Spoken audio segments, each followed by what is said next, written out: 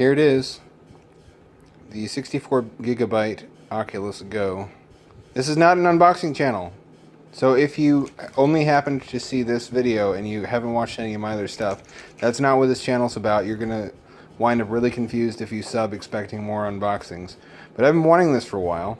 I'm kind of a VR fanatic, and I kind of wrestled with it. Like, do I really need this? I have a Rift and I have a laptop that can run the Rift.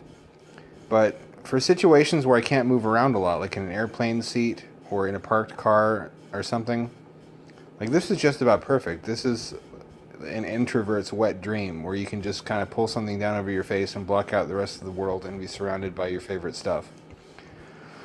So I went ahead and got it. It's also going to make it much easier to demo VR to people. I'm going to be selling my Gear VR, which is what I used for that before, but it overheated like a motherfucker, and I just constantly had overheating problems, and I bought a cooler for it, but I lost the cooler.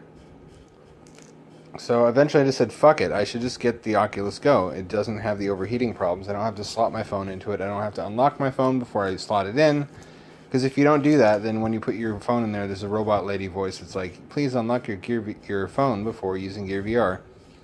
But enough talk. Have at ye. This is going to be tricky with one hand. And this is why actual legit unboxers on YouTube have tripods.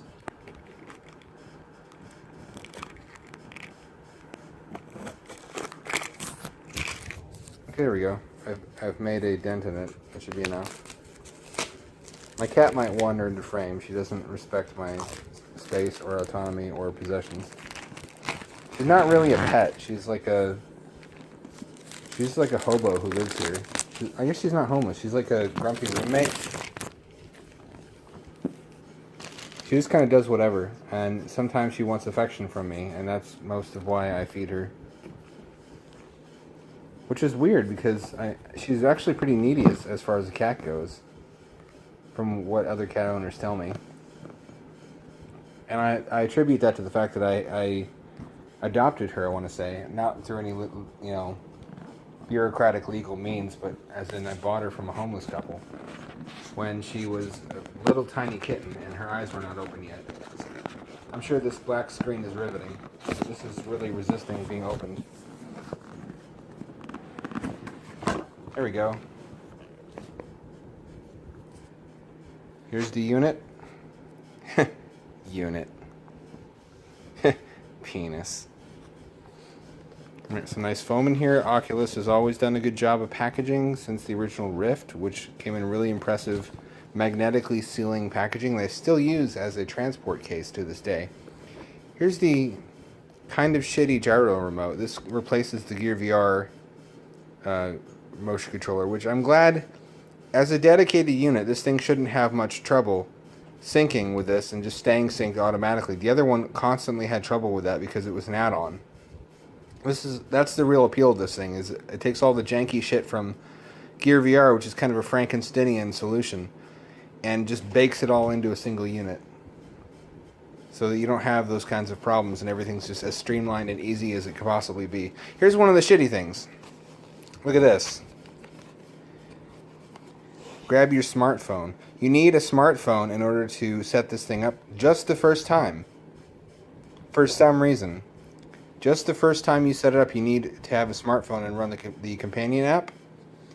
I don't see, like, none of the other standalone VR headsets require you to do that. I don't see why Oculus couldn't have made it so you can just turn the thing on, put it on your face, and set it up inside the headset.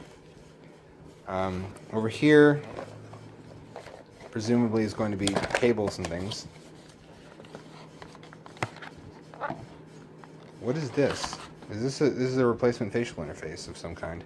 But it's like rubbery. Why would I use that? Maybe to prevent sweat. Here's the charger, and oh, that's nice. It comes with a single AA for the remote, although I have a bunch of those already. And under here, it presumably is going to be the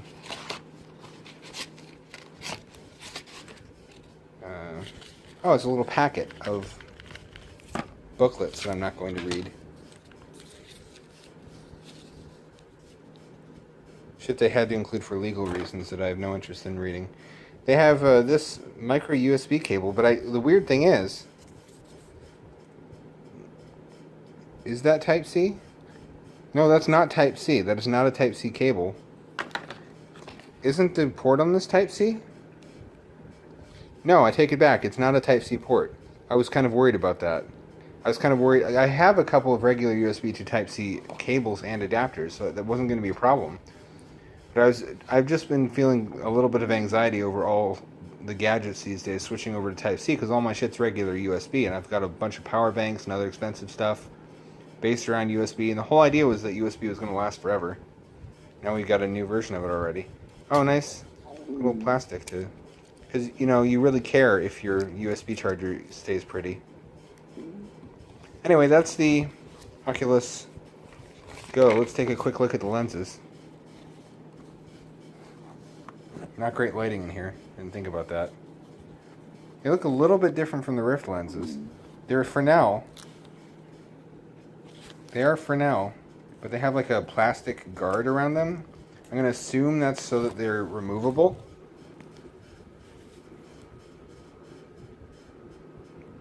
It's weird. I've not seen that on the other unit. I'm 90% sure it's not there on the regular Rift. Anyway, that's the Go. Here's the buttons. Volume up, volume down. Power, presumably. Yeah, that's power. And they've even got plastic on the front here.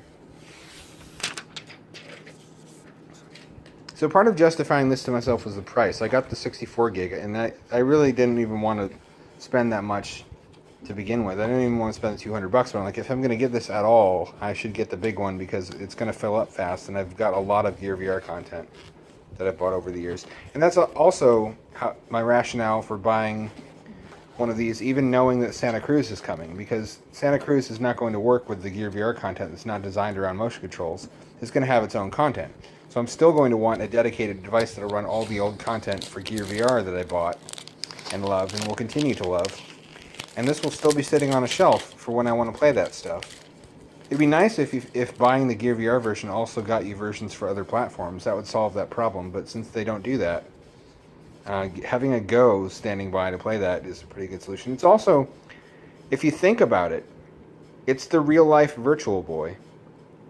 Before Virtual Boy was revealed, this is kind of what we were told it was going to be, or it was what was heavily implied it was going to be. It was a standalone unit that gave you good VR had head tracking, would sit on your face, and would play video games with a gamepad. And now we have that. God, that was 1995. That was a fucking millennia ago. But it's a reality now, and it wasn't Nintendo that brought it to us. If Nintendo was smart, they would have been the one to release this. But they're so scared of VR because they got burned so bad that it created a vacuum for Oculus to rush in and fill. And I'm pretty sure we're going to see something very close to this or identical from Nintendo within the next 10 years. I would be shocked if we didn't, and I'm kind of excited to buy that too, honestly. I don't look forward to having a bunch of different headsets because it's redundant to have all those optics when really it's just, you only need one set of optics, and ideally they would just all share software, but that's just not going to happen. So this is a good solution for that. This is a good solution for people who travel and want to be able to play VR at a relatively high quality without having to tie up their phone and overheat their phone, and who have a lot of Gear VR content and want to have something that just lets them disappear into their own little world for about 3 hours, apparently, although John Carmack said the battery life is actually considerably more than that. Build quality looks good. I keep wanting to end this because I want to just go and try it, but there's still more to look at. Facial interface looks good. This looks better by far than the original Rift interface, and this looks better than the original Generation 1 Gear VR interface too. I kind of want to try it on, but I'm going to leave that until after the video. So that's the packaging. That's the unboxing process. I'm going to go turn this on, see if it has any charge, and set it up on my phone.